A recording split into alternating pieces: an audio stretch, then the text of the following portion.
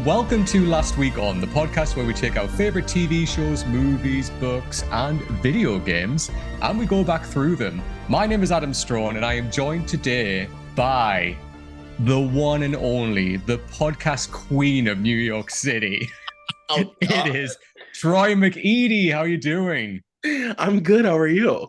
I'm really, really good, thank you. And it's so nice that we're getting to cover a video game for the first time on Last Week On. And there is nobody else I'd rather start this off with than Troy, because we recently did a podcast together and we were chatting. It was a Kill Bill podcast. Obviously, you can see on this podcast or you can listen to.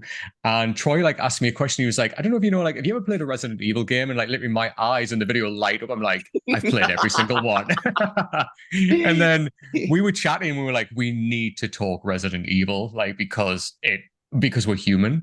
So we discovered our love of Resident Evil. So we are talking today about the very first Resident Evil game. We're going right back to 1996, where we're talking the OG, and we'll talk about the remake as well, because it's just as iconic. But before we jump into that, I just need to ask you, Troy, tell me all about your origin, kind of how you came to Resident Evil, how that happened, and kind of your overall thoughts on the franchise. Well, I will tell you that it's my all-time favorite video game franchise for sure. And that's really saying a lot, because I'm a loyal video game person. If I like a game, I'll stick with it the whole way through. I every Tomb Raider. I'm loyal, Yeah. But Resident Evil, I just don't think anything compares. Mm-hmm. I was introduced to Resident Evil on PlayStation 1. I was probably far too young to be playing it. Same. And by that time, I had already acquired a horror movie thing. I was in this phase of wanting to see every classic horror movie. And my mom was a big horror movie person, so she's the one that kind of guided me through that. And she actually blindly got me Resident Evil. What? She's done that so many times. She blindly bought me a Britney CD, not knowing that I would care about it.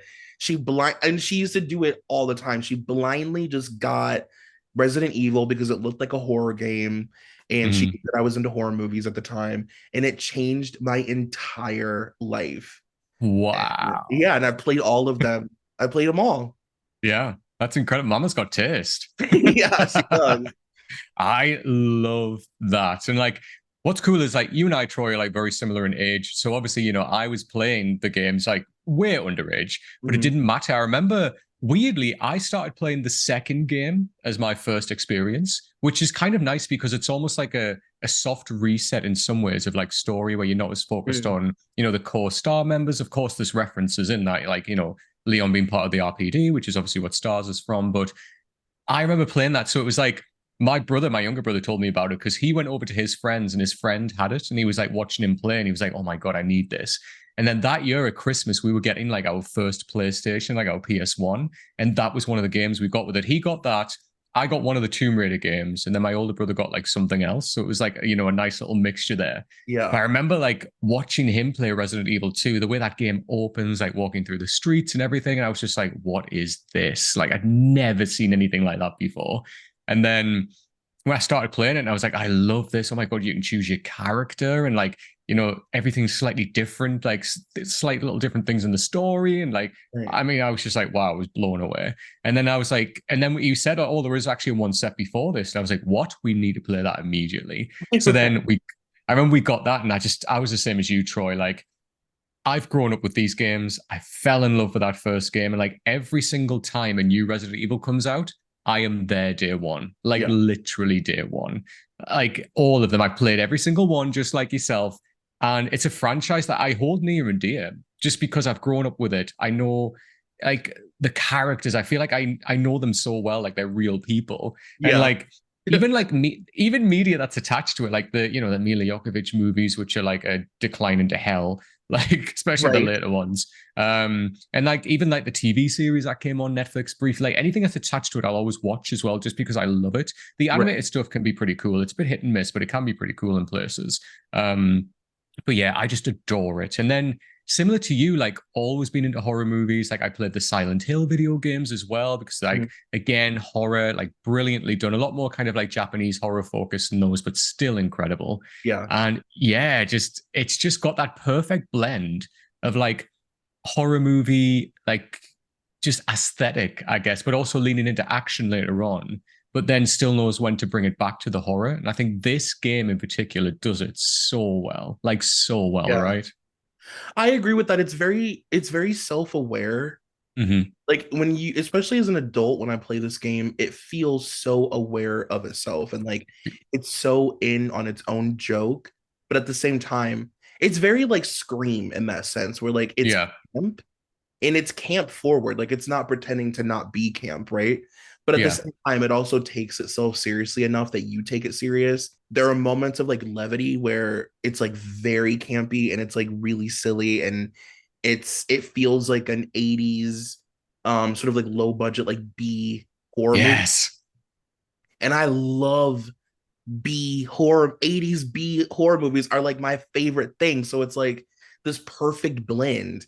But then Mm-hmm. there are moments where it's genuinely terrifying and it's like holy shit, like you're actually like heart racing fear and they know it. Mm-hmm. And then there are like very emotional moments too where I'm like these cheesy characters that I was like making fun of 10 minutes ago. Now I'm like actually crying. Mm-hmm. You know what I mean? Like Literally. it knows how to like navigate your emotions in that way to keep you Mm-hmm. engaged the entire time. Absolutely. Couldn't agree more. And it is that like B movie horror aspect that I love about it. Like that's why I love the Evil Dead franchise because it Mhm. sits like within that kind of realm of just I know obviously Evil Dead's gone on to do incredible things. We've got the new one coming out as well very soon, which I cannot wait for. But that's why I love that aesthetic. And that's why you and I as well, we spoke about Resident Evil 7. And why we love that so much is because it's basically a horror movie on VHS. Like that's what it feels like. It's like gritty and grungy. And I love that about it. And maybe in the future we might turn around and cover that. Who knows? Who But knows? who knows, right? But yeah, I just that's what I love about this. Like it does take itself seriously sometimes, but also knows when to let go, like let its hair down and just have fun with you as a player.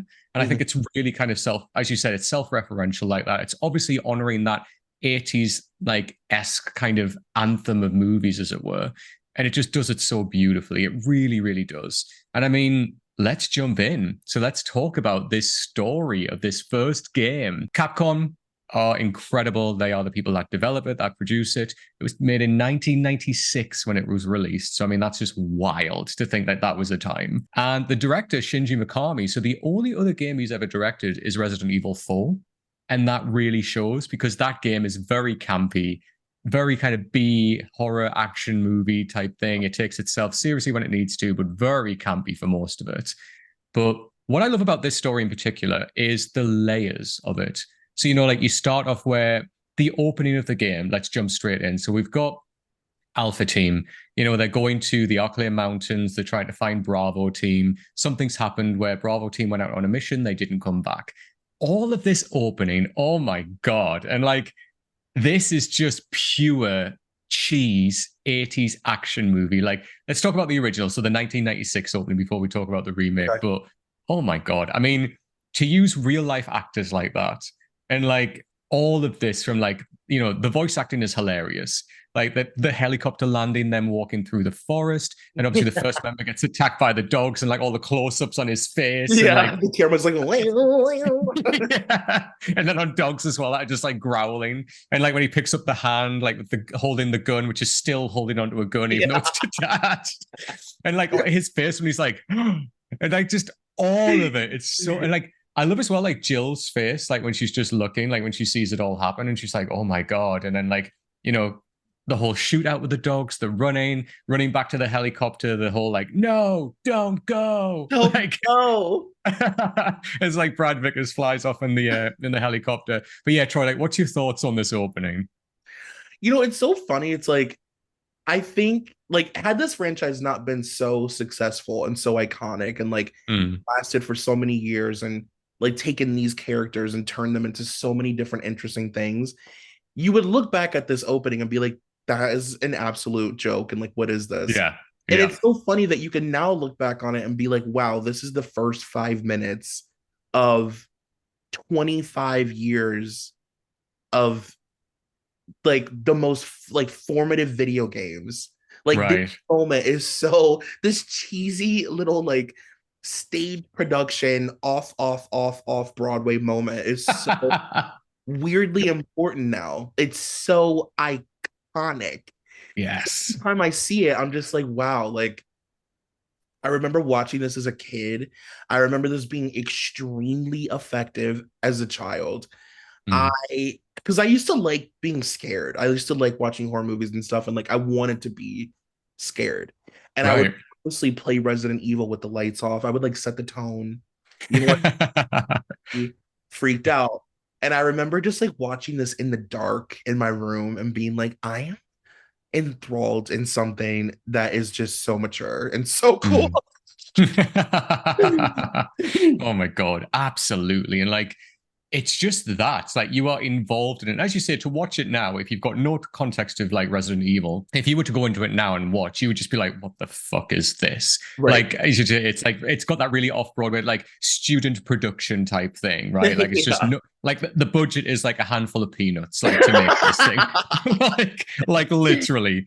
But but oh my God, I just when I watch it back, like it's nostalgia, right? Like it takes us back to like us playing this for the first time.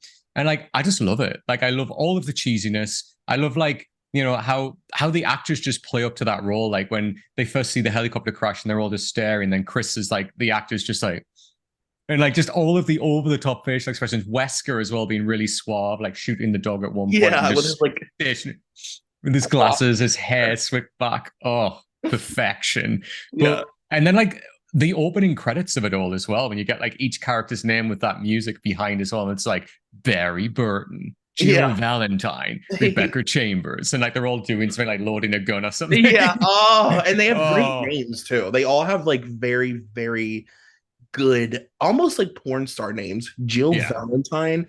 Like I they have know, right? great names. Like incredible, and they're so great because they're so memorable. Like even now with you know we remember these names 25 years later. I know that we've spoken about them, but even like people that like my mother has never played a Resident Evil game. Obviously she knows about them because she used to buy them for us when we were younger, but like even she knows who Jill Valentine is. Like Yeah. you say Jill Valentine, she knows who you're talking about, you know, like Yeah. and like you know it's they've got these names in pop culture, especially in video game pop culture, where even if you don't play Resident Evil, you know these characters, you know their names because they're Yeah. so iconic, all of them. Like it's just perfectly done. And then they are running through the forest, and then they're like, look, let's head for that house. And then obviously they go inside of the mansion. Now, this for me is like when I was talking about before, like how everything starts to get layered. You know, you start off, you as the player, like when you play for the first time, you've got no idea what's going on, but it's perfect horror movie setup. Mhm. Perfect. You've landed in the forest, you're being chased by zombie dogs. You then run into this big mansion, you have no idea where you are. You still don't know what's going on. And you're looking for members of this, you know, this Bravo team. And Yeah. it's just perfect. You know, like depending on who you play as well, whether you're playing as Chris, whether you're playing as Jill. But when you get in there, I just love all of this. How, you know, as the story starts to unwind, because you're a bit like a fish out of water as well. Like you're, as the player, wandering around this mansion, you don't know what the hell's in here. You don't know Right. what's happened. You don't know what's going on, where everybody is, why this mansion's here. Not a clue. But it's just the layering, how, like, as you go through over time, you find out Umbrella on this. Who are Mhm. Umbrella? You know, they're this company that's doing tests on bioweapons and using these viruses. A virus broke out and now it's transformed people within this mansion. There's a secret lab underneath the mansion, and like as you're going down, like there's these layers, and it's beautifully done where you've got like, you know, all of these sections where you go into the outdoor section, into the gardens, you find keys, the keys of it Oh all my God. into the different locations. Just oh, but yeah, that story of just the layers of just going down like that, and then the revelations that you experience. I mean, are just iconic, right? I mean, there's really nothing for a Resident Evil fan to enter that mansion. It's like it feels like religious. Honestly, it's Mm-hmm. like this is the start of it all. And then to be plopped in the middle of that entryway and you look around and it's just doors everywhere. Mm, The upstairs doors, the downstairs doors, the doors behind the stairs, and yes. doors that lead to doors, and all of the rooms are so intricate and so interesting. Like it's very like grandiose, you know, it's like an immediate, and also the fact that it's like this human maze, you know, it's like this human like who done it clue Yes. maze in this house is designed very clearly to like be a weird maze. Like this isn't a Mm, normal home. And it's yeah, it's just and it's the like you said, the perfect horror setup because hmm. we popped right into these like intense dynamics too. Yeah. Like you're in this group that is very close knit and they all have different relationships and you as the player are trying to figure out like who's good, who's bad, what's going on, how do they know each other. These two seem really close. I feel like Barry's really cool. Like you're just in it. Absolutely, yeah. And like I just love as well, like that nature of I love anything of when, whether it's in video games, whether it's in TV shows, a movie, whatever, when, things aren't as they seem. So there's a mystery, like there's something happening and you were kind of unraveling that as it goes on. So I love like in the story itself, how we start to get things start to like things are different. Something else bigger is going on within this house, and you were discovering that. So, for example, like when you first meet the leader Enrico of like Bravo team, and like he's trying to tell you like there's a traitor within us, like somebody's giving Umbrella information, and then out of the shadows he gets shot by somebody, and you're Right. like, whoa, what just Yeah. happened there? And like it's moments like that all the way through, like especially like earlier on, I think is it Richard who gets attacked by the snake? And like even he's trying to explain to you, you need to go and get him serum at one point. And he's trying to say, look, things aren't as they seem. Like there's a lot more to this than what you realize. And all of that, the layering, and then that shock of like, I love all the way through how it suggests how like when you're playing as Jill, you talk to Barry and he kind of turns up at random points and you're like, Barry is a good guy, right? And Right. like you start to question him. And then like Wesker just randomly turns up at parts and you're like, Wesker seems a bit off. There's something about him. But when you get right to the end and like you find out, obviously, Wesker's been the one working for Umbrella the whole time. And like again, depending on who you're playing as here, but like you find out, he's got Barry's family held hostage, which is why Barry's working alongside him. And then you see him in that room at the end with Tyrant there, and you're just like, oh my God, this whole time the leader of this team has Yeah. been the snitch, has been working for Umbrella. I mean, it's just a chef's kiss. Again, it's like Yeah. it's over the top. Like to play it now with like a modern day context, it stands on like a sore thumb. Of course, it's Wesker, but just at the time for them to do that in a game, like to really to write that in like that level of detail when this could have just been an action shooter, bang bang, zombies die, like survive in the mansion, but to really pinpoint that level of detail in a story for me is genius. You know, it's so funny you say that because I feel like Resident Evil. So the other interesting thing about this franchise is that there's like it's spider graphs and there are these offshoot the off Broadway games that are like not canon but they exist and Mm-hmm. really fun for Resident Evil people to like find them or discover them. Some of them are only available in parts of the world and some of them they released and they were so bad they tried to bury them. Like there's so many. Yeah. There are versions of this game that are, as you described, like a shooter, like bang bang, no story, just zombies coming at you, kind of like Mm-hmm. alive. Right. Right. Just Yes. like zombies walking towards you, cool set pieces. You see a gun. There's literally no theme or story whatsoever. You're just in different backdrops. And Resident Evil has made offshoot games like that that like nobody really thinks about or cares about. So you almost know what it would have looked like had Mm-hmm. not taken that time, but like they put so much thought. That's the other thing. It's when you play certain games like this, games like old school Mario, Yeah. where you're just like, how could even a team of people have come up with all of these concepts and the puzzles and the doors that lead to doors that aren't locked because you need that key. Mm. I mean, the backtracking, how could you even keep up with your God. own design after, Mm-hmm. however many hours of gameplay and for it to still all be seamless and make sense? Like, that is crazy to me. I don't get it. I know. It's a skill in its own. I think, oh, it's just like Resident Evil writes its own language. And I think, it's been the template for so many games going forward as well. And like Shinji Mikami, like himself, I know that obviously he worked with other people, but like the video games that he's like, put his stamp on, like The Evil Within, Resident Evil 4, like they all have this pristine shine to them where a story as well carries it through, but it's its own, it writes the blueprint for other video games to walk in and use. Like Yeah. it's fantastic, honestly. And like, yeah, as you say, like the backtracking, obviously we'll talk about gameplay in a second, but the backtracking and everything like that, you've got to have thought about everything. Where will you find this in order to open this section of the game? And then, it's got that beautiful kind of feeling, which, as you say, Mario and other games do this really well when you're like, I can't get to this section now, but I know I'll be able to later on. Yeah. And that's like the blueprint for so many games now that you play. And you kind of like, you speak this language because you've played it, you understand it. Mhm. And for the game to write its own language that well back in 1996 is genius. Anything that, like, any one wrong decision in the development of this game would have thrown, Mm-hmm. it would throw off the entire game.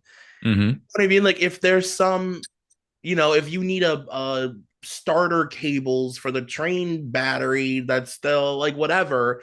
It's like, Yeah. if any of those things didn't actually like work, and there are so many games where the gameplay is impossible because the developers didn't think of certain things, or Yeah. there's glitches where you literally, it's impossible to fully play the game. Resident Evil could have very easily been a game like that where it's like, glitchy or whatever, and it's just perfect and, like you said, just polished and Mm-hmm. seamless the entire way through. Like, and everything that you find feels so rewarding.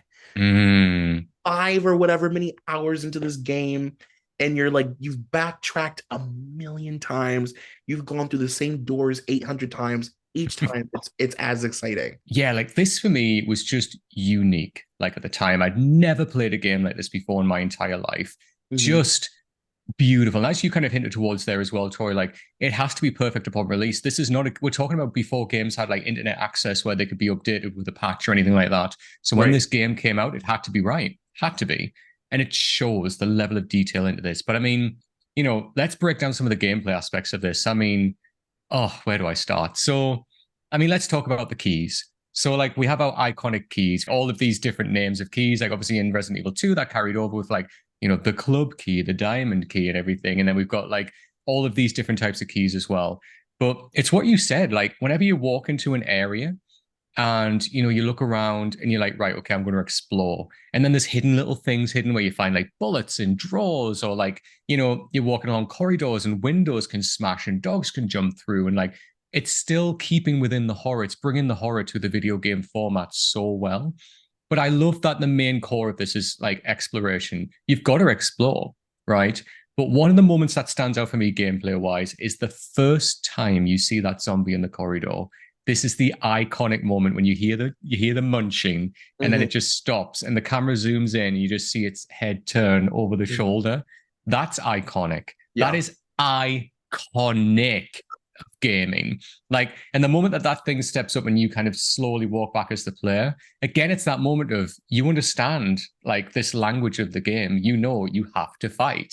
So whether it's Chris with a knife, like taking it down, or whether it's Jill shooting it with a pistol, I mean, can we just talk about that moment? That moment really is like, it gives, like, it makes the hairs on my arms raise, because I'm like, this is it. Yes. This is like the first real like Resident Evil moment, this, Mm, the start of it all. It's just so, yes. it's canon. Like, it is very iconic. It's like beautifully done as well. Very horror film, very kind of like close camera shot on the zombie. The first time you really kind of seen a zombie as well. And like just that slow turn of the head. And I love that in the remake, they also did it as well. It's just, you had to. It's chef's kiss. But as well, like, we've talked about like collecting keys, like, it's a big map that we get to open up different areas as the game goes on. As we said, it's very layered. We end up it's like a spiral where we end up going down and down and down. We end up in the labs and everything like that at the end of the game. Obviously, we end up coming out as well at the end. But, talking about keys, like the inventory system, like holding on to things, deciding what you're going to put inside of that trunk, what you take out. I'd never seen this in a game before at this point. Never. So, like, you're collecting things, and then you're like, oh my God, I need ink ribbons to save the game. And then, like, you go inside of this little safe room, this safe music plays, which is iconic. And then, God. like, putting things in the trunk, deciding, right, I need this pistol, I need these bullets, but then I might need this. Oh my God, I might need this as well. Like, all of that. I mean, that inventory system is just, again, iconic, right? Because it's a game within itself. It's its own little mini game. It's like this, Right. you have to be strategic about every single thing that you do. And I think that forces you to be more immersed. Yeah. You really feel like at a certain point it's you in this situation because you have had to be so strategic, and it's such a unique playing experience. Like Hmm. no two people play this game the same whatsoever. There are No. two people in the world that play Resident Evil the same, No. and that also makes it so much more immersive. And like you said, I know that we'll probably talk about like theming and like all of that stuff too, but like you brought up the camera angle, and like one thing that this game does that I've never seen any game do prior, and I feel like so many games have stolen, is the cinematic, very purposeful placement of this fixed camera. Yes. The reason that the camera is fixed is because they've designed these beautiful, very like immersive like scenes. Every time you take a step in this game, the camera is fixed in this way to evoke something, whether it's fear Yeah. or uncertainty, or or to make you feel safe. Like it's placed in a way to make you feel something, and it's just so thoughtful. Oh my God, yeah. And like normally it's like, especially in this game, the camera's normally fixed where it's like at the end of a corridor. So you see the full corridor. You can Yeah, see the doors, or like it's highlighting something in particular. I mean, the fixed camera angles, that is iconic to Resident Evil. Obviously games like Silent Hill would do it later on as well. And like other big games like that would really kind of do it. And like it's again, it's writing that new language that we come to understand. And it is so purposeful. Sometimes the camera's at a lower angle, sometimes it's higher up, like above the characters. Sometimes you just see their feet level. And it's just as well, like the sound design that taps into that, like they just work together. Like, oh my God. Like, I mean, the music alone, the soundtrack is iconic, but as well, even just when you run along like a metal grate and like you see that sound changes because you've got that camera angle that emphasizes that. yeah, Or like, you hear like the scampering of dogs' feet outside as they're running, like the smashing of glass in the corridor when the thunder and lightning's going off outside when you're going along those long corridors. I mean, it's just perfect. It's like sometimes I love as well that sometimes it's like camera angles where it's like if there was a camera like a Big Brother house, if there was like a camera fixed up in the corner, yes, you're just watching. And it's interesting because Umbrella as well, as games go on later on, are always watching. And yet us as the player are watching as we're playing as well, like yeah. watching all of this unravel. It's just, oh my God. It's like those fixed camera angles. I love as well when the new games come out and they get modded where people put them back in. I And do it's so, really cool. and it's I so much love more it. beautiful. I love it. Mm-hmm. And Yeah. it's you mentioned like sometimes it's even just for 1 second. Like there are Mm, moments in this game, specifically like I can think of a moment where she's like, I say she because I like love playing as Jill. of course. Um, but like when Jill's like out in like the graveyard, and there's like all of these really, I would say some of the most interesting camera angles. Yeah. Some of the like the most odd, sometimes they're crooked, sometimes they're like behind items. And there's this moment where she like walks past the fence and the camera is behind the fence in Mm, graves, and you're seeing her. I mean, you would only see that for a split second, but there's so much thought that goes into having that one scene be so beautiful, hmm. Yeah. fucking composed music. I mean, the thought that goes into the music composition for these games is just unheard of. Hmm. And it resonates because people love Resident Evil music. Like the emotional attachment I have to some of these songs, I can't even put into words. Same. Like whenever I hear that safe room music, it like touches my soul. Like It's it's so it can make me just cry now. Yeah. it's just perfect. Like perfect. And we have to talk about the sequences of, going through a door or going up or downstairs. That black screen as the door kind of like Oh zooms in. my God, the door opening. I like every door has its own sound as well. I love that. I love as well, like if there's danger behind the door, we get a sense of music before the door swings open. So you're warned, be ready. I mean, even that detail, thinking ahead about that, Yeah. that is so clever. So clever. And just all of it, like as I said, like every door having its own sound, like every stairwell as you go down has its own sound as well. Yeah. Like as the door opens slower, it suggests that there's danger as opposed to a door swinging open. Yep. All of that. I mean, that is Resident Evil DNA. Yeah, and I'm glad that you brought up earlier you had mentioned the exploration too.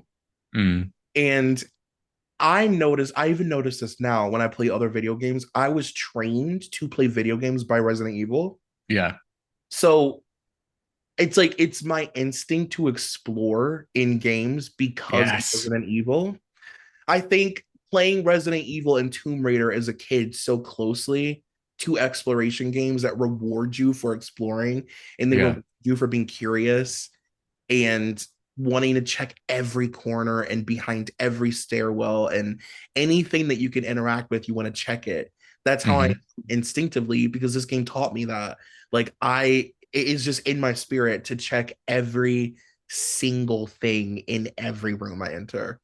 Yeah, and I'm the same. Like that, I've learned this from playing Resident Evil. If you ever have, say, you see the way forward, but then there's another way, you always check the other way before you go the obvious way because you never know what could be there. Like, Yeah. and that's what you do, and you learn that from these games. As you say, Tomb Raider is a brilliant example of that, where you're like, right, I found out where I need to go, but there's something behind that waterfall. And Yeah. like Resident Evil does that so well, where I need to go down the stairs here, but what's at the end of the corridor just around the corner Yeah. there? Because you never know. And like sometimes it's a payoff of just a room and you go in and like, but there's some ammo or there's a herb.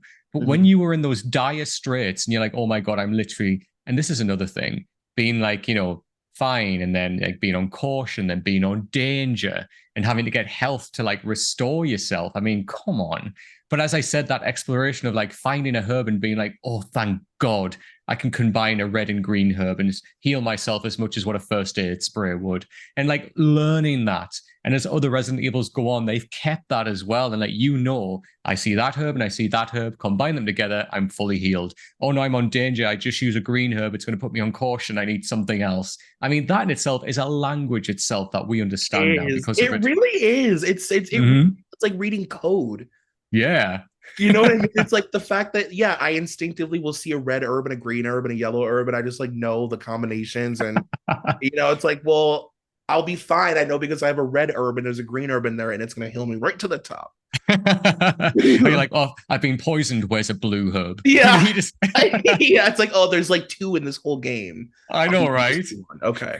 The weapons as well, like, are just like this is another language as well. Like Resident Evil speaks so many languages that we understand. Like, you know, I love how it gets more and more progressively bigger and bigger and more bombastic. So Yeah. you start off like with Chris, you just start off with a knife. Like Jill has her pistol to start off with. Jill's like, I mean, we're going to talk about the character shortly, but like Jill's the easier route to start the first game by far. She has Yeah. more like spaces to carry stuff. Chris has obviously got 6, Jill's got 8.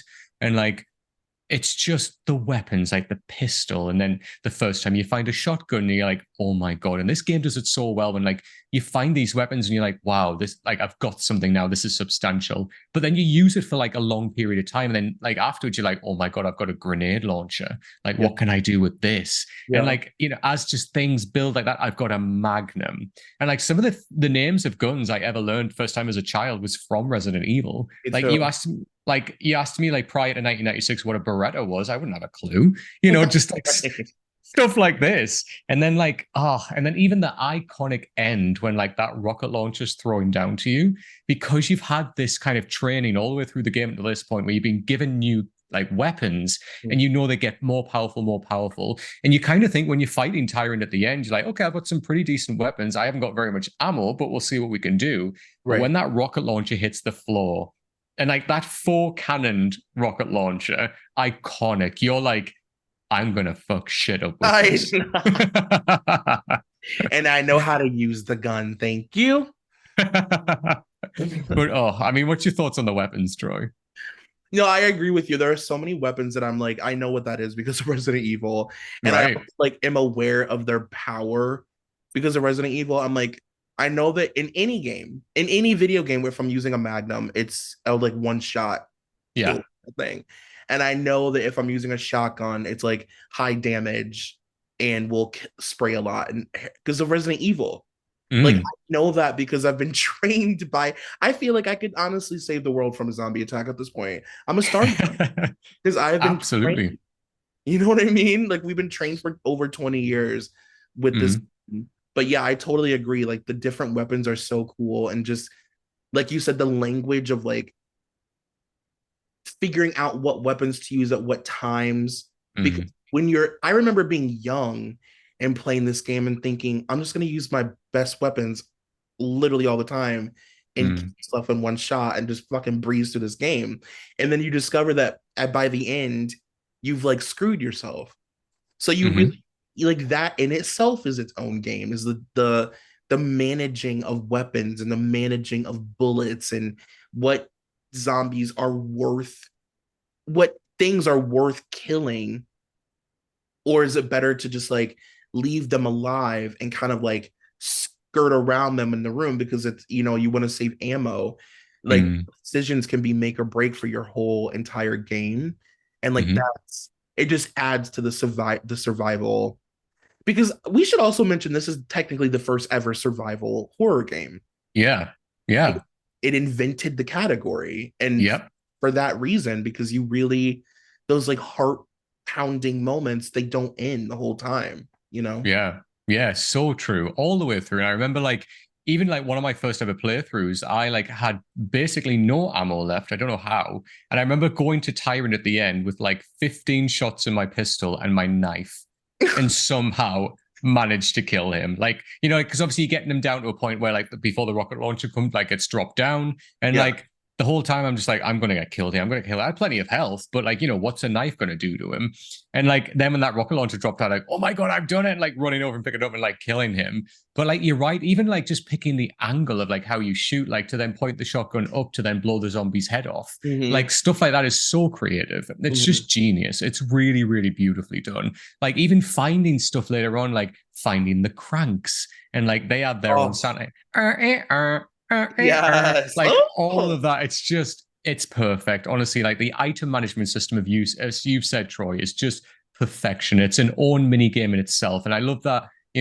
They've carried that on through the series, especially in like the likes of Resident Evil 4, when you can like move around and like make your own kind of mm. space and everything like that, which is so clever. And again, Shinji Mikami, same director who then brought that, which is just genius. Now we need to talk about the characters because these characters are special to me. Like, as I know they are to you as well.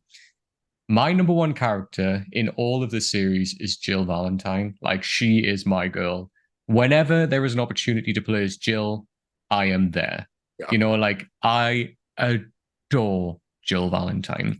And what's so nice is that, the evolution of the Jill character going forward into the series is done to perfection. I mean, like, we start off here, she's really young.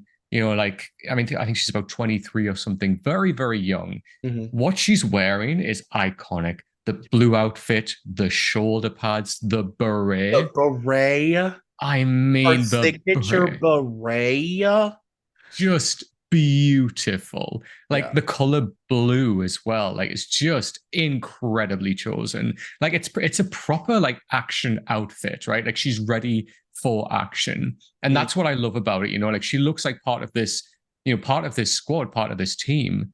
But Jill like just holds a special place in my heart. Like this character, she's just wonderful. I completely agree. Jill is in a lot of ways for me, she's like the heart of the entire franchise. Like, Right. I guess maybe just because she was always so, like, I always played as her first. If I Same. had the option, I would always play as Jill. If she's there, she's the one I'm going to first, like you said. Like, Mhm. so I guess just selfishly, she's like the heart of it for me. And also, I think like bringing her back in RE3. That's the other thing about this franchise is they take their characters and they bring them back in all these interesting ways as if it was like a rotating cast. To have favorite characters and see them come back in really interesting ways and then interact with other Mhm. characters that you also love is like really cool. Jill has been in some really incredible games, and also Nemesis, like RE3 is just Ah, so important. Like it's just so good. And yes. he carries that. I'm sorry. She is literally mother of the whole franchise. Like she is though, right? She She's is. just, and I love as well that there's a sweetness to Jill, but also there's this, I love the badassness of Jill. Like in Resident Evil 3, like, you want stars, I'll give you stars. Hmm. That line is just for me poetry. It's Yeah. iconic. And it's very much kind of what you said as well, Troy. Like, like when we watch horror movies, right? Like, because you and I, we've established we both enjoy horror movies. We latch onto these characters and we feel that's our access point through a lot of horror, as well as that these characters that we love so much. That's why it means so much when they survive, when they get through things, because we love them so much. And like, it's the same with the Resident Evil franchise, like, because we've grown up with these characters and we've seen them, like, every time a new one comes back, we're excited because oh my God, what's going to happen next? How are they going to survive this? And Yeah. it's incredible. And that's what I love about Jill, like, we start off really kind of younger. It comes across a little bit more inexperienced. I know she's the master of unlocking, but I just love like this evolution of Jill, and she's a different Jill by the end of the game of what she is in the first. And Yeah. like the moments, I mean, like, for example, in the remake, when like there's 2 points when Barry points his gun at her, and like there's a third point when she like snatches the gun out of his hand and points it back at him. I mean, just iconic, Yeah. like iconic stuff like that. And like, later on, like in the third game as well, like, the outfit she has on again, the blue top, the white jacket, the black skirt, and the boots. And like, Jill is so intrinsically linked to Nemesis, as you said, because of that third game. And Yeah. like, they almost like, it's weird. Like, they almost kind of like, it's almost like the Laurie and Michael Myers of it all. Like, Yeah. they're trying to kill each other, but yeah, it's almost like a weird kind of level of respect between them as well. It's almost like these two warriors pitted against each other. And when Jill wins at the end, like, nobody's ever running out the door. Everybody's going back to finish off Nemesis for that iconic line, shooting that magnum. Absolutely. The evolution of Jill is just for me perfect. Yeah, she's easily, I would say, hands down. I think Jill Valentine is the best Resident Evil character. And this game writes, and I mean, this isn't even just like being gay and like wanting this thing, trying to will real. Like the developers of this game have said that they mostly focus on female character development. Like that's where they Yeah. specialize. That's what they prefer. Like the men in this game often feel like an afterthought unless you're like Leon. There's like Yeah. exceptions where like there are random men that get like really special treatment. I think Leon is like really the only one. And like you Mm-hmm. say Chris, but like even still, Chris has been pretty much like a brute the entire time. Like Mm-hmm. the character development and Mm-hmm. those interesting like nuanced storylines are always, it's the girls, it's Jill and Claire, it's the women.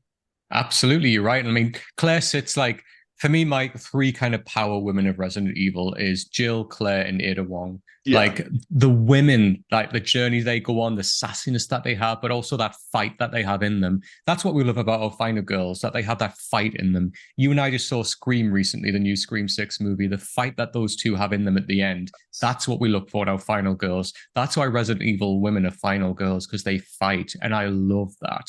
I mean, yeah, let's talk about like Chris. So for me, Chris is interesting in this one because like Resident Evil 5 was really the game when I think Chris properly showed up. So Mhm. like, he presented more with like a characteristic. And I know like, he's in Code Veronica as well, but it's kind of like a similar vibe for me, Code Veronica Chris compared to this Chris, where it's just he can be a little bit bland. Like he's kind of very much that brute soldier. And I think they really leaned into something incredible by bringing Claire in as his sister because she helps to develop him as a person.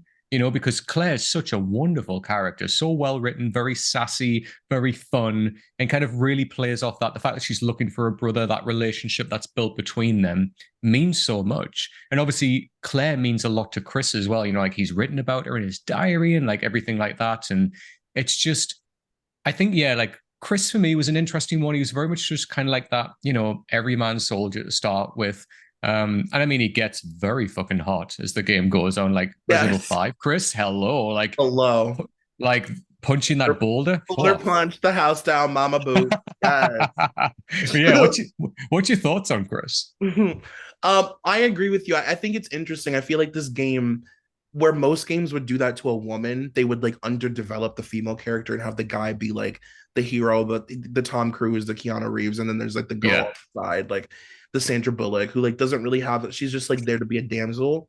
This Mm, franchise is the opposite, where they put the women first, and then right. kind of feel like an afterthought And I agree with you. I feel like Chris didn't really show any sort of like personality really until the fifth one. And even Hmm. that, it was like people didn't necessarily connect to the personality that they chose to give Chris. It was Yes. like, he seemed like this kind of normal, like a Keanu Reeves character, like not like a real brute, roided up asshole. And then all of a sudden he became Hulk Hogan. Hmm. Like, okay, like he was like a normal guy. Like, and then all of a sudden he's like punching through like boulders. You know what I mean? Uh, Yeah. so yeah, I just never really connected to Chris. I feel like there's Mm. a lot of like missteps in developing him as a character. And I think the worst version of him was actually RE7. Agreed. He was just Mm. a douche and he was so like just bland Mm. and like all of a sudden he was like this chain smoking, like brooding. It's like, weren't Yeah. you a soft spoken? Like you were like a soft boy. Agreed. Yeah, like suddenly, like, this like darkened figure, like smoking, brooding, like mystery around him, like in Resident Evil 8 as well. And you're just like, I'm sorry, like, who is this? And I know, Yeah. like, there's a whole storyline about him, blah, blah, blah, blah, but I don't care. Like, Oh, I mean, like in Resident Evil 5 as well, there was temptation to do that with Jill, like when they made her like a villainous character. And I was like, oh my God, like you're gonna do this to my girl. But then one thing I will give Chris credit for in 5, and what I love this is that relationship he has with Jill, it's not sexual, it's not yeah. that type of relationship. They are just very good friends who respect each other and who understand each other's qualities, right? As like, stars members. But Chris, I'll always like hold a special place in my heart because he's one of the OGs. He's one of the star members. I love his relationship with Jill, and like the fact that he rescues her in Resident Evil 5, and then straight away like you've got a whole section when they can play together as well, which is the best DLC Oh, of that yes. game. Iconic. But yeah, and I love Chris and Jill together. Like I'd love to play another game and have them two as the playable characters because for me they're the OG and they're special. But let's talk about Albert Wesker. Okay. I mean, first of all, that name. Second of Such a all, good name. I know it, Albert Wesker. And then, as a Brit myself, to hear that type of accent is just wonderful, so over the top. Like me and my brother still quote this game so much, and like Albert Wesker lines in particular. Like in Resident Evil 5, it's like, we're just getting started. And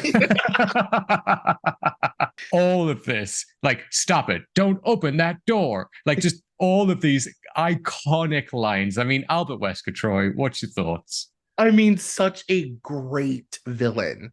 Yes. A great like and who would ever it's like the thing about these games is like obviously when you play a bunch of them and it's been years now and the story has developed so much and like you said it's become so much more like bombastic and lived in and all the characters have like grown so much, so it's like even more cool to go back and replay one and just see like the origins of these characters that become so iconic and Mm-hmm.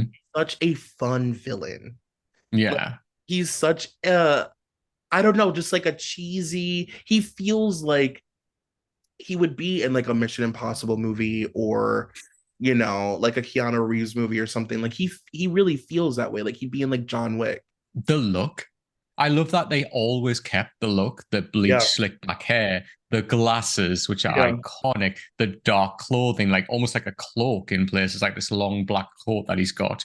And yeah, I love the evolution of Wesker, like, all the way through the games, he's always been like this kind of the presence in the background. So like, you think he's dead in like the first Resident Evil, and then he's not.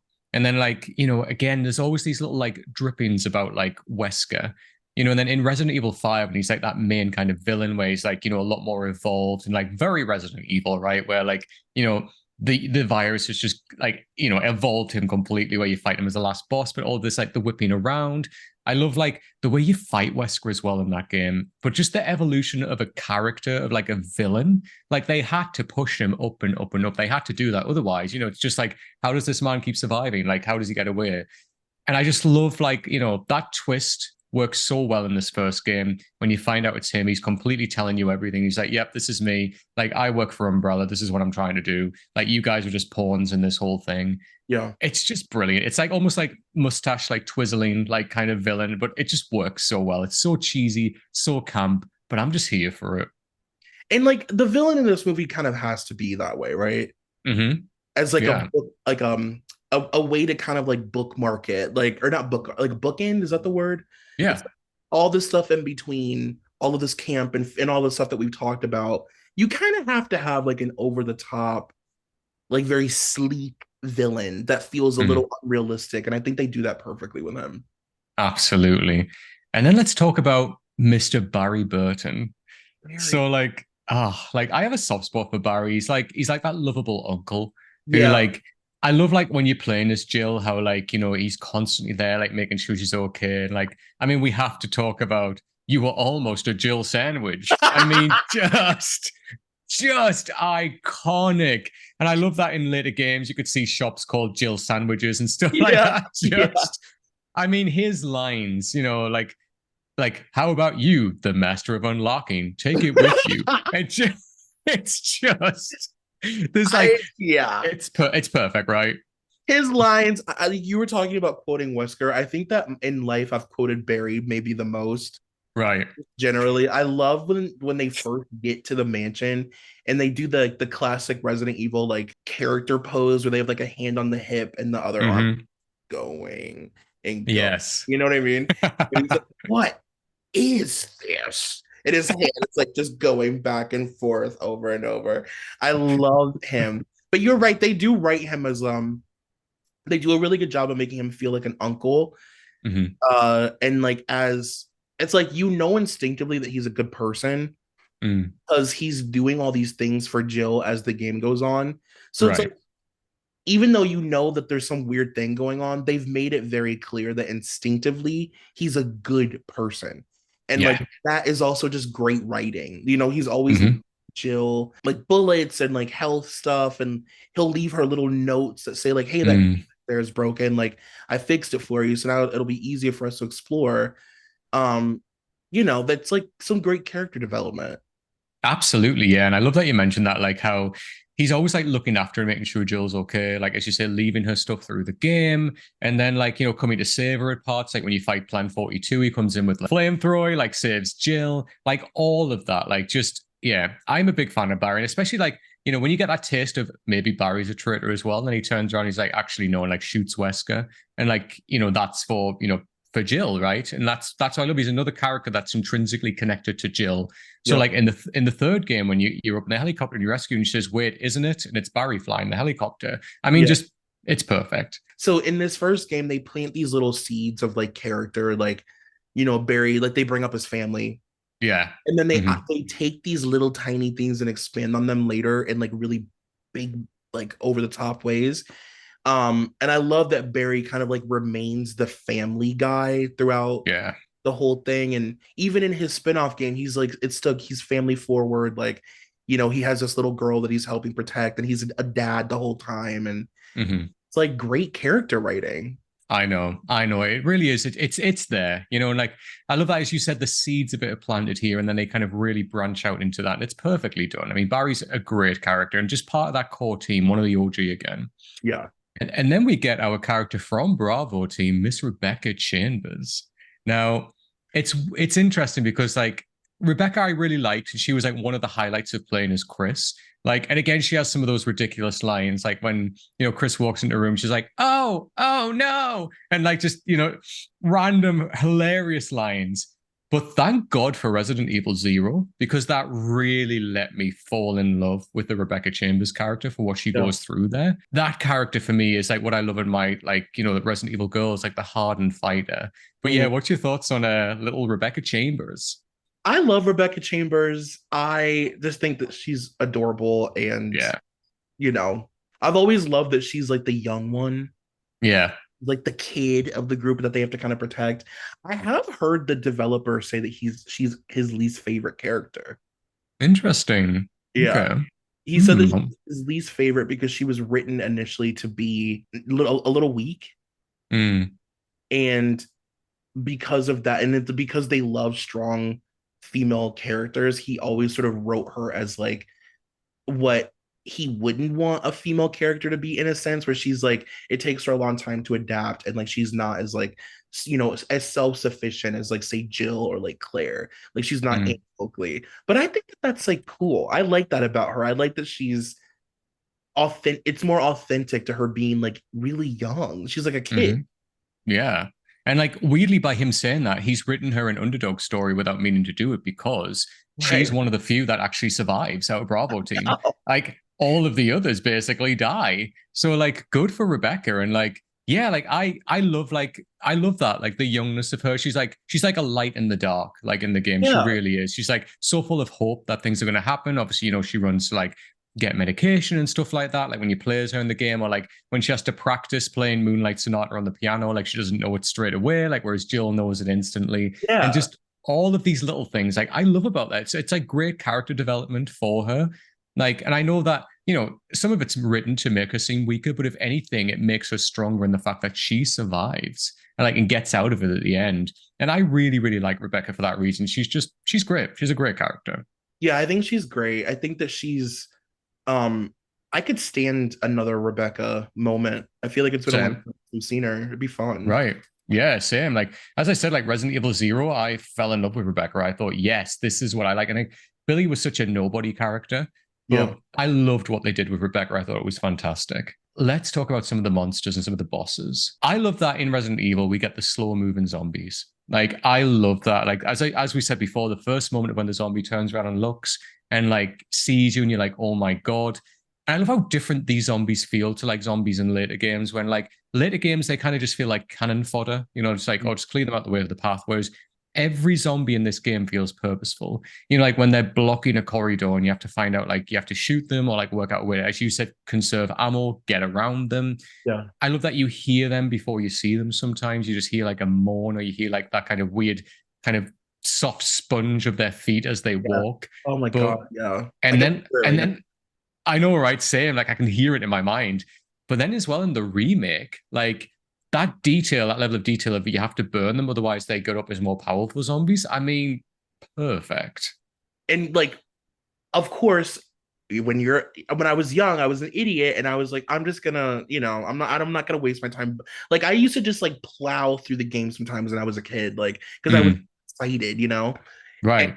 the realization that all of the zombies that you've killed are later gonna come back and be worse, it Hmm. makes for such a fun first playthrough because you don't know Yeah. that, and you can't really Right. plan for it. And you don't know really what it looks like for them to come back. So you don't know how important it is to burn them. Zombies have always felt like to me, the zombies are like a moving piece of this puzzle. Like where other pieces of this giant puzzle are like they're in place and they're stagnant and it's like things that you move around and doors and keys. The zombies are like a moving puzzle piece. Yeah, that's a really good way of looking at them, actually. It's like something you have to navigate, but as Mhm. well, given that horror aesthetic, like within this game. And like, you know, zombies are always at the core identity of Resident Evil. Like, that's where it started. Like, that's what we got. Whenever you think of Raccoon City, you think zombie outbreak. You know, Right, it's Resident Evil's identity to have zombies in some form. And right. I love it. Like, whenever Resident Evil goes back, you know, like we kind of had it in like you know, Resident Evil 6, when they lean back into like when you played as Leon, you had zombies again. Like whenever they go back into those slow moving zombies, I love it. I'm here for it. Like that's the Resident Evil identity. And I love as well that they kind of just unabashedly went all out, you know, when we had like zombie dogs, we had zombie crows as Mm. well. Like just and again, like at first you just think like this is just bombastic, this is batshit crazy. But when you kind of lean back into the story and it's like these animals were being experimented on with the virus, you're like, oh Right. my god, it makes so much sense. And like even in like the second game, you know, like so those rats were the carriers of the virus, like how Yeah. it like broke out into Raccoon City as well. Like I love at first how you just kind of you accept, all right, zombie dogs got to shoot them, crows, okay, I've got to like deal with bees as well. Like just all of this. But I love that it's all linked into that experimentation. It's beautifully woven in. Yeah, I agree. It's like such a fascinating, like you said, with them being like, well, no, these animals were all just experimented on. So like Mm, it gives you like it kind of opens up your mind to be like, okay, well then this is possible. This isn't like crazy. And like mm-hmm. it like also feels really rooted in like a sense of reality. Yeah. Like because really at the end of the day, especially when the games go on, they really present Umbrella to just basically be like Bayer or something. It's like Bayer aspirin. Like it's like Advil. Like they have like Right. everybody takes umbrella medications in their home, Mm-hmm. and it's very normal and common. It's not Right. some crazy, you know, far out of this world like Black Mirror company. It's just like Advil. Yeah, You know that's what I it. mean? Yeah, it's so normal. And I love that, as you said, they lean into that later on when Umbrella becomes part of the household. And it's just, oh, yeah, everybody has these, Yeah. unbeknownst, like the evil, sinister undertones of what they've done to get to where they are at that point. Like, experimenting on all of these different creatures, like, and all of these different, they caused outbreaks and everything. And like how they try to hush everything that happened in Raccoon City later on. It's just, it's beautifully done. Yeah. Now I have to talk about the hunters. This for me, like, I can still hear the noise of like the click, click, Oh my God. click as you hear one, like in the corridor, and you're like, shit, there's a hunter here. But like the noise they make when they jump and swipe at you, like that kind of growl, like this for me was pure horror. I remember the dread of being like, oh my God, there's a hunter here. How am I going to get around this? All I've got is my pistol. I don't have anything in my shotgun. What am I going to do? Low health, if you're on caution, they'll swipe your head off. Like, oh, talk to me about the hunters, Troy. Such an effective, like you said, just that is pure horror. Like the sound of them, knowing how vicious they are, knowing that you can't outrun them, Right. that you can't just like run away. They just jump in front of you. Yeah. It, even shooting them, it's like they have that like hard, and they like explain that better in later games, like what they're like made Right. of. But you can't just like shoot them Mm-hmm. because they're like bullet sponges. But yeah, Right. they like I can remember as a kid like literally trembling, like knowing Yes. that I'm gonna open this door slowly, of course, and Mm-hmm. shaking because it's like the unknown. It could be standing right on the other side of the door, and you have no chance, or Right. it's like out of sight, and that's even more scary because you can't really make out where it will be coming from. Oh, it's so terrifying. And so beautifully done. Like Resident Evil works so well with sound. Like the sound Yeah, design of this game is utter perfection for like horror. So as you said, like, that sound of, you don't know where it is. You just hear the sound and you're like, shit, is it right next to me? Is it going to come down the corridor? Sometimes you get no warning, as you said, Troy, which is the worst, where you round a corridor and there's one just standing there and you're like, shit, and like you have to run the other direction. And I love that they carried that on into Resident Evil like 3 as well. Like, there's that whole section in the hospital, like with just all the hunters everywhere, but just the dread of them, just to see them, like they're a bigger creature, these longer claws they've got. I mean, the look of them is just dread. When you see them, you think, yeah, shit, I've got to run. It's a perfect evolution from like when the zombies go and then the hunters enter. And you're obviously a bit more well equipped at this point. The layout of like, the building, like at the mansion, of like the outside, the gardens, like everything a little bit better. And it right. adds that extra layer of thread when it's like, oh, just when you think you're getting really good at this game, try this. And you're like, shit. And now like this random area that I thought was like very safe, Mm-hmm. I could like kind of breathe, is no Yes, longer safe. And now it's like, walking through it is like the worst part of the game. absolutely. Oh, I mean, the hunters are just one of the best signatures of Resident Evil. Yeah. Can we talk about that giant snake? Please, we have to. It's iconic. Like So, one of the OG boss battles, and I think one that's slightly overlooked because like you think about like the Tyrant, obviously we'll talk about shortly, and like Plant 42 is a weird one as well. But like that giant snake for me was like I love the build up to the snake, right? So like when you find Richard outside, like laying on the floor, he's been like a heavy bite wound in him. He's like bleeding. You kind of think, right. shit, what the hell's like happened to him? Obviously, you have to go and get him like the serum and everything like that. But then when you have to go in and fight it, and like I love all of this, how like you hear it slithering around, and then like then when you first see it for the first time, it's this giant snake in like this kind of room that looks like an attic. There's like cobwebs everywhere, and Right. just the way you fight it, like you see its tail sometimes, and like at one point it disappears and it comes back later on to fight, and just the look of that snake is pure dread, but a perfect video game boss.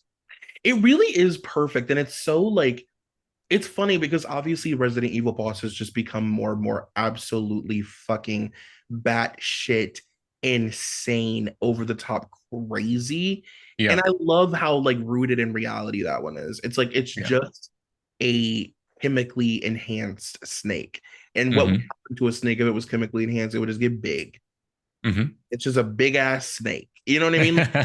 It's very rooted in reality, and it's terrifying and effective and memorable. Like you said, like it's very memorable and I think underrated too. Yeah, totally. And that's what I love about this first game is that they kind of leaned into the wacky and weird. Hmm. Like kind of Resident Evil 4, you do get big like beast battles as well. But like, some of the iconic big boss battles, you get like, Wesker like evolving into his final stage. You get William Birkin evolving and like kind of humanoid, like to start with. I know obviously they turn to creatures later on, but just to have a snake like as a boss. And then like the same as Plant 42, like just to have a giant plant as a Yeah. boss. Like for me, I just love like that's Yeah. incredible. Like it's just wacky. Like, but you accept it because the game in ways is just nuts.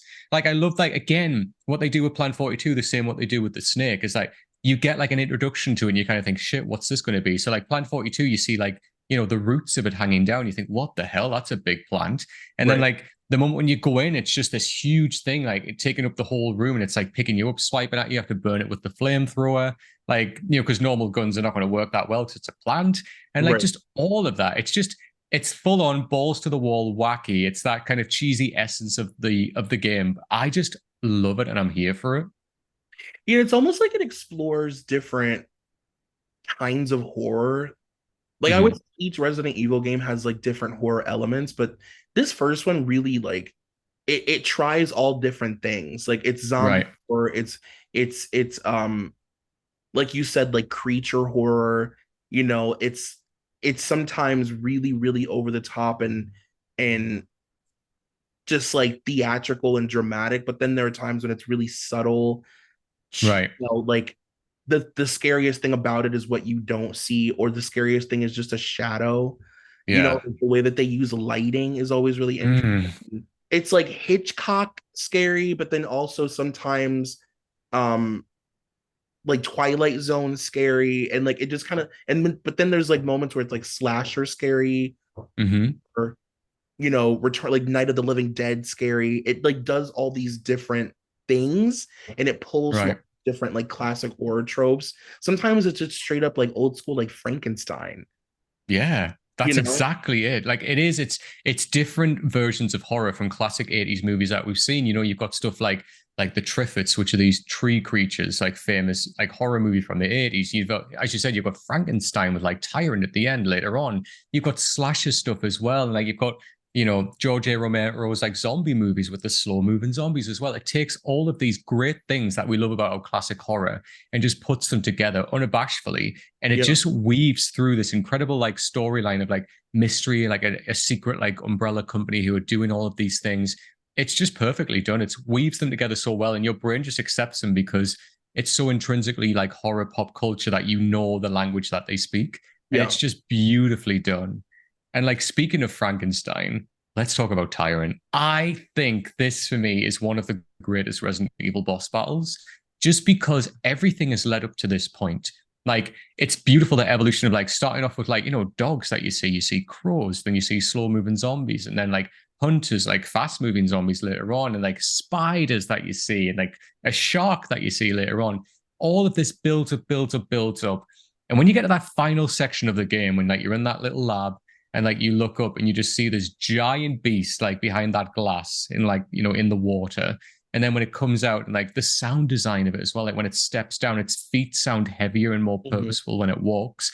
I love how slowly it walks to start with toward you, that menacing kind of walk. This was the start. Like Tyrant walked, so like Mr. X could run, even though he just walks. But you know what I'm saying? Like, Power walks. yeah, he does power walk, gets his steps in. Yeah. And like the same, like this was the evolution of where Nemesis came from, like just the ideas behind it. This was the OG. And like the look of him, this giant humanoid with this massive claw. And when you see that, you think, oh my God, what am I going to do against this? I love that you take him on in that lab to start with. And then just when you think you're safe, again, he bursts up out the ground. You fight him on the rooftop, and that's when you wait for the rocket launcher. I mean, it's just it's a monster. You don't need any further explanation. You just No. know, wow, this is the representation of how far Umbrella's willing to go to make bioweapons. It's just perfect.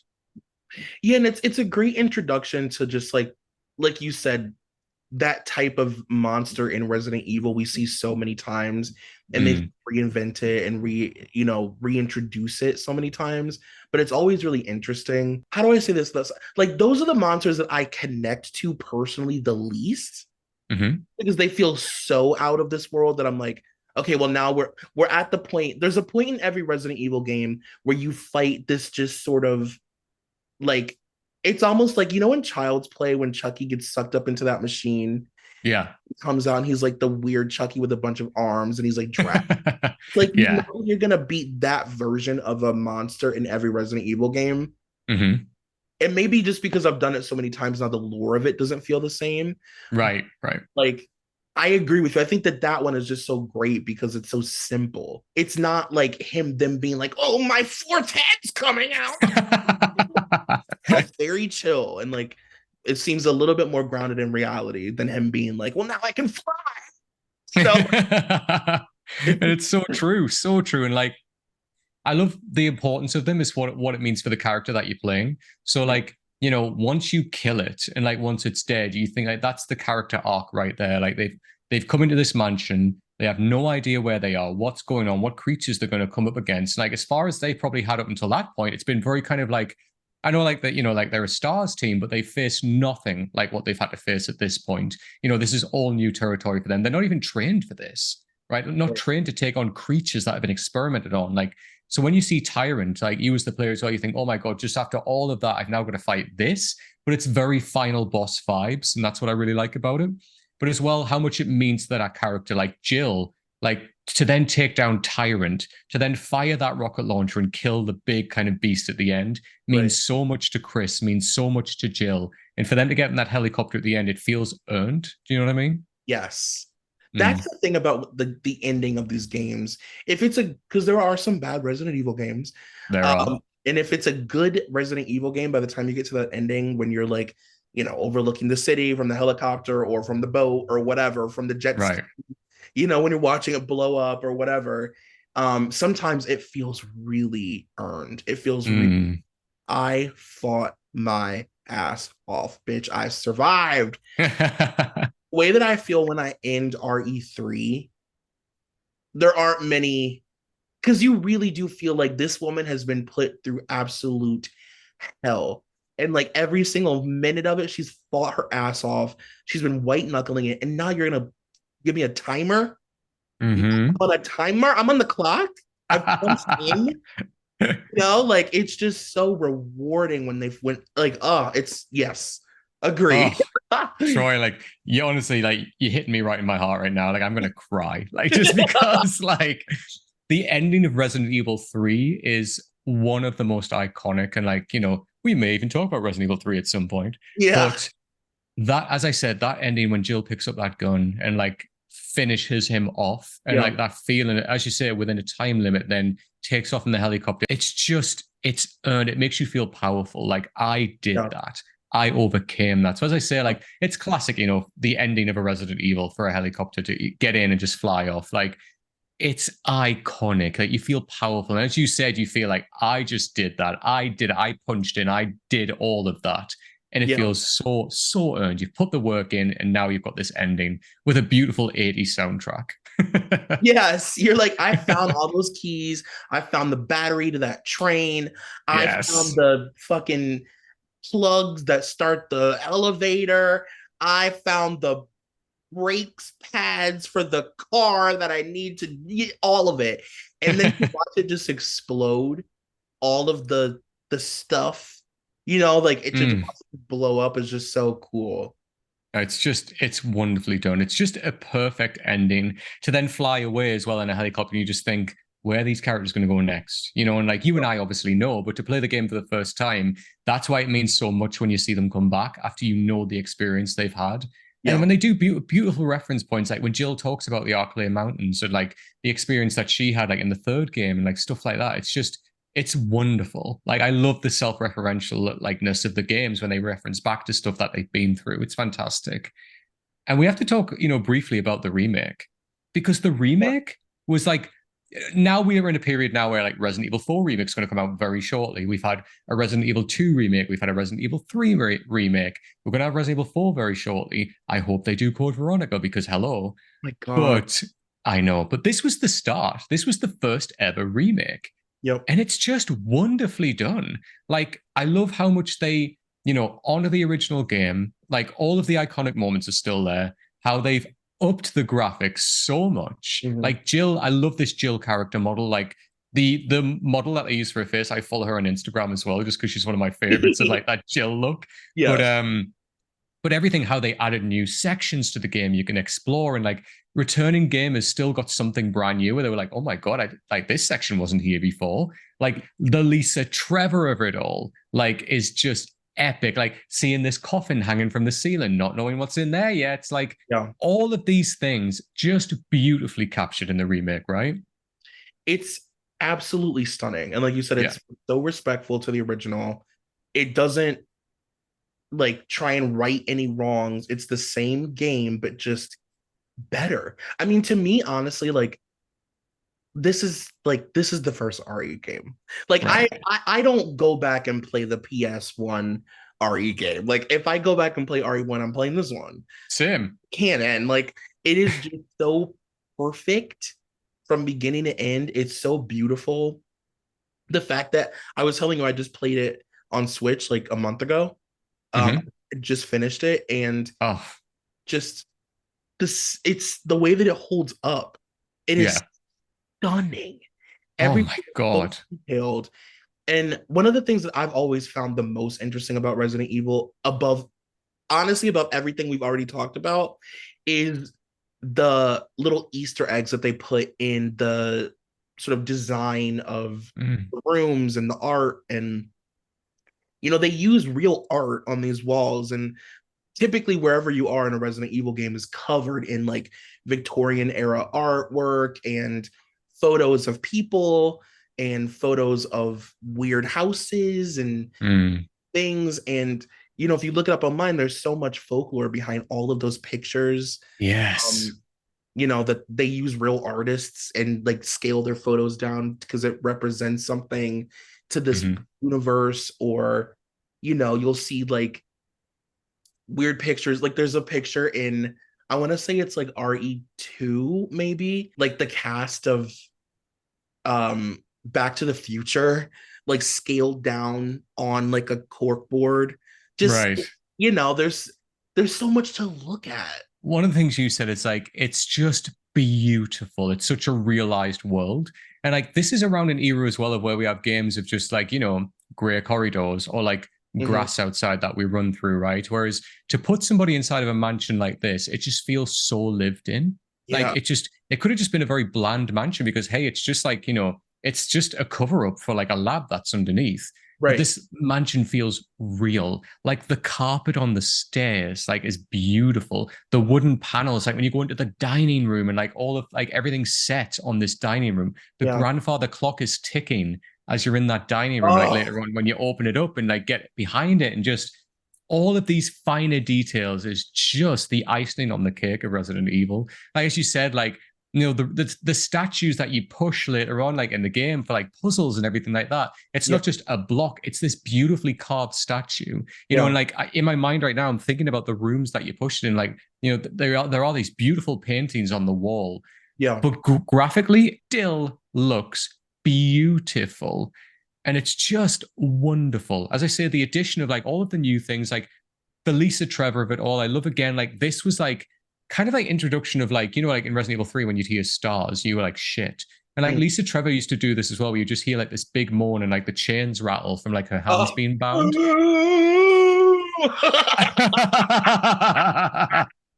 You were just like, she's here. Oh my God.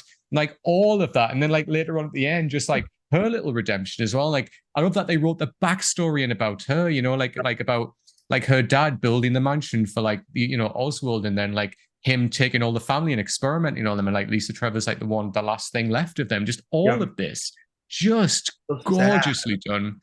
Very sad, very horrendous when you find out about her. And like, when you try and engage with her later on and like have conversation, it's like that weird interaction that you have. And it's just, she has that beautiful like monster look as well. Like, the chains like bound it together, like being hunched over, the noise Yeah. that she makes, it's inaudible. But still, just even to put like a little character arc for Lisa Trevor is just genius. Yeah, I played this game I played it on the Switch with headphones the whole time. Right. And the the sound, like the sound even now, I was like, this is such a mind-blowing experience. Like, Right. able to know that I'm hearing like zombies from a very far distance, and like just how intense all of it just made the experience so much more intense. And then to think that like later on, like they would basically reimagine video game sound design with RE2. I Right. mean, the sound design in RE2, which I'm sure we'll talk about one day, is I mean, to this day, I've never seen anything like it. I've never been so afraid just by sound. Mm, Not even in a movie. I've never right. experienced anything like that where the sound, it made me feel so immersed in it that I was like I was drowning in it. Mm. It was like too scary, too much.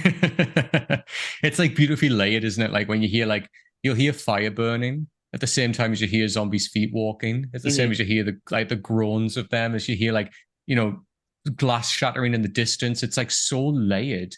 And that's what Resident Evil does so well with its sound design. And Yeah. like everything. Like, in the second game when you hear like the breath of the liquor and you kind of like shit. And like it's not just a quick breath, it's like a lingering breath followed by the click, click, click. And Yeah. like like and as you learn in the game, if I just stand still, like it's blind, it can't see me. And they Yeah. can just walk right past you and just all of that. Like sound design is gorgeous.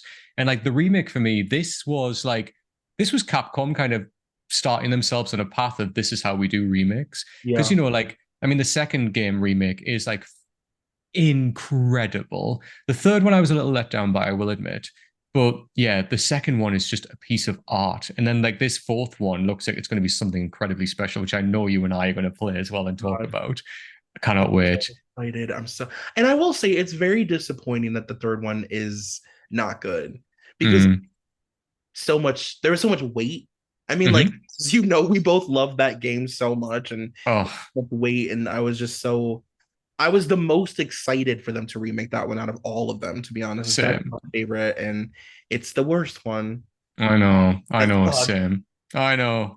But hey, we still have the original, I guess. Again, that is our cover of the first Resident Evil game, which is just for me incredible. It's iconic. It started this love that you and I, Troy, have for the franchise. We've got so much to thank it for as well, like in terms of the blueprint that it gave us for like so many video games going into the future, the language that we understand and kind of just, am immersed in from playing this game. It's just, Yeah. it speaks to me on an incredible level, as I know it speaks to you as well, your favorite franchise, mine as well.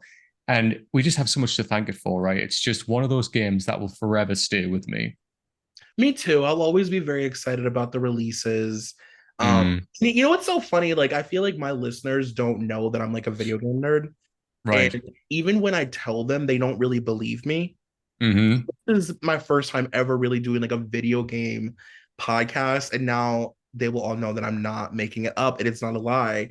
I'm not just like, because I think people think like I don't think people understand how much gays love video games. Oh Queer my people God. are obsessed with video games, especially games like this. Oh my God. Come on. Absolutely. I know. Like, I mean, like to have like the icons like Jill Valentine, like, like Claire Redfield, Ada Wong, like Hello. gays are just, they were made for the gays. Like those They characters are. were, they're iconic. Oh my God. Why do you think they let us choose outfits for the girl? Come on. I'm choosing between Jill's like skirt or Hmm. her like sexy bodysuit. Come on, that's for the gays. Absolutely. And like we are in those changing rooms, trying them on, Yeah, changing every single part of the game. Like in the yes, third one, Jill goes through 3 costume changes because obviously. of course, obviously. So yeah, just to round us out, Troy, tell me what is your favorite moment from the first Resident Evil game? I'm gonna say my favorite moment is the end. Same. Yeah, Yes. because it's one of the better endings of all of the games. Hmm. It's very well executed, beautifully designed, gorgeous, like little video outro. It's just Hmm. perfect. Yeah. And even just the point of like fighting Tyrant and then like when that obviously rocket launchers drop down, like, here, use this. And like, I love that that comes back in the games later on as well. Like, we get Ada Wong doing the same thing in the second game. I just love it. Like, I love it because it starts everything. Like, it's another, like, as I say, language that this game speaks, which I keep saying, but it's so true. It's just perfect. Like again, as we've said, it feels earned. Like when you get in that chopper and fly off at the end, you started off like as this character who knew nothing about this mansion, and you've gone down into these secret labs and everything. You've gone really down, so far down underground, to then come back out to fight your way through it and get in that chopper. It just feels so earned, and I just love it. Yeah, for sure. I will say that that's easily hands down when I think about this game. Of course, there's all the little other little tiny like nuancy kind of things, but that's like the big one. Well, Troy, I just want to say a big thank you so much for coming on to the podcast, covering the first ever video game that I've covered on here as well. Like, I've been wanting to talk about video games for a while and trying to find my way into doing it. And like, when we recorded that podcast together about Kill Bill, like the moment you mentioned Resident Evil, I was like, it was a light bulb moment. I was like, ding, this is how we're going to do it. And like, Troy and I are friends outside of this. We're both New York City people now. And like, we just talk about Resident Evil. Like, we are just fans through and through, and it means so much to us. And honestly, it's meant so much for me to do this with you, Troy. So thank you so much for coming on and talking about Resident Evil. I'm excited to talk about more with you. This was more, listen, this was a selfish act. Okay, I wanted to do this so bad. I'm so happy that we got to do this. We do talk about it all the time. And yeah, it just means a lot to be able to like gab about this, about something that like a lot of people would see as very trivial, but I know that you did it, and it just means a lot. It's like, why were we not friends as kids? Who knows, right? You know like, what I mean? Who kept us apart? Up for lost time. We are right now, and I love it. We'll be having drinks and cowgirl talking about this again very soon. All right, Troy, tell everybody about your incredible podcast, where they can find you online as well. You can find me everywhere at Troy Gene Spears, and my podcast is called Beyond the Blinds. It's on Stitcher and iTunes and all the things. And I also just regained the rights back to my old show, Dunzo. I'll be making a Patreon for that, where every single episode is just free to just take and download and have it. So absolutely. Yeah. There you go. And remember, if you do go check that out, you'll find an episode where Troy and I talk all about our love of Avril Lavigne's first album. So make sure you go and check that out as well. Absolutely. But yeah. So again, thank you so much, Troy. If you do want to watch the video portion of this, we are always on YouTube as well. That every single podcast episode of Last Week On Now is uploaded to my YouTube channel. Type in my name, you'll find it on there. However, we are available on all streaming platforms. So wherever you listen to podcasts, Last Week On will be on there. You can give us a listen on there if you like. If you do want to follow us on social, it is Last Week On Pod on Twitter and on Instagram. Type that in, you'll find the podcast. And if you want to follow me personally, I am at Straughan87 on Twitter and on Instagram. Type that in, you'll see my face. So once again, thank you, Troy, for this. This has been incredible, and I'm so excited to talk about more Resident Evil with you in the future. Me too. Thank you so much for having me. All right, everyone. Until next time, take care. Bye.